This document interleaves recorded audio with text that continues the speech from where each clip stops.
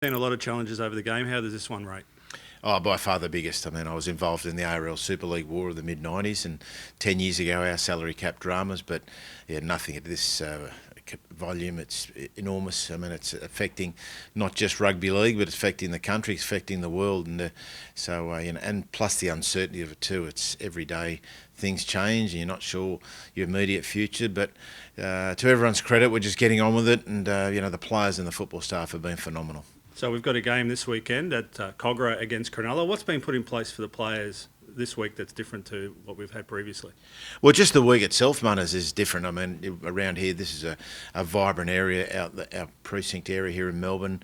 Amy Park's a great place. You know, we share this with other sporting teams like the Demons and the Victory, and there's other sports as well. But at the moment, we're the only people here, and the streets are quiet, the whole precinct's quiet. So that in itself's been different.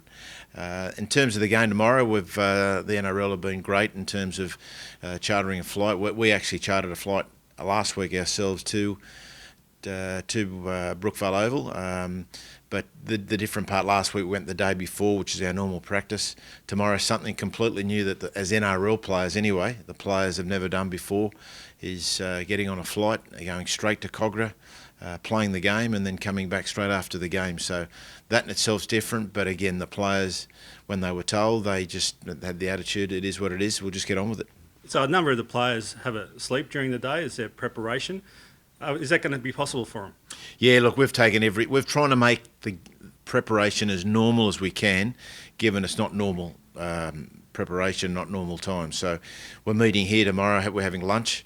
We'll bus to a private airport where we'll board the flight. It's pretty good actually. We go straight on the tarmac, straight on the plane, and then that opportunity is usually the time that the players would have a sleep in the afternoon in the hotel room. So we'll ensure that the plane is quiet, the shades will come down, the players will have an opportunity to bring their pillows, and those who want to sleep, it's a good chance where they would normally sleep, albeit not a bed. But I can guarantee that the seats on the plane are pretty good. So that'll be their chance when they normally. So it's not the real thing, but we're substituting it as close as we can. In terms of what happens usually before a game, the players have a pre-match meal 3 hours before the game at the hotel. They'd have a team meeting, then we'd jump on the bus and go to that particular venue. Again, tomorrow's different. We're going straight to Cogra. We're going to, avoiding the dressing room, we'll go up to a lounge where the players will have their pre-match meal 3 hours before the game. Craig and the coaches then will have their normal team meeting, and then they'll walk together as a team down the steps at Cogra into the dressing room and prepare as we normally, as much as we can normally, as we do each away game. Well, the other big difference is there'll be no fans there tomorrow. The Travelling Thunder obviously are not that they're not welcome, they're not allowed to come in, and our other fans. So what's our message to those guys? Look, that's the biggest disappointment about it. It's great that we continue playing. I mean, people have got different opinions whether they're playing or not, but I think everyone understands the importance that as long as it's a safe environment and we're not putting any players or staff at risk, that if we can play, it's great for not just the players, but the opportunity for fans who have probably got not much to do at the moment to watch us on TV or through different live streams. But you're right, it's so disappointing. We've got a fantastic Sydney members who just come to every game that we play in New South Wales, and they're vocal. We can hear them. We always see them before the game. We see them after the game, and so for our players not to be able to see them and hear them tomorrow is going to be disappointing. But I think everyone understands why they can't.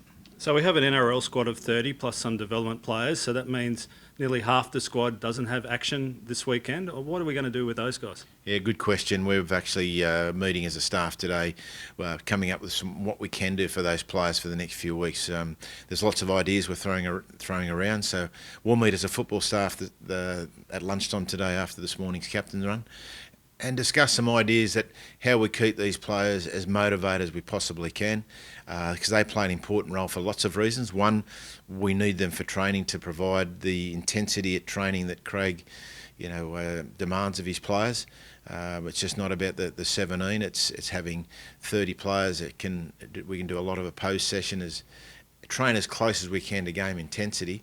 But also, too, we know that there's going to be injuries, loss of form, so we need these players ready so when they do get their opportunity, they're ready to go. But, we're also realists, the young men who have done an enormous pre-season, and except for a couple of trial games and one game last week, now they're denied playing rugby league, something they've trained all summer for and something they love doing and something they've been doing as kids.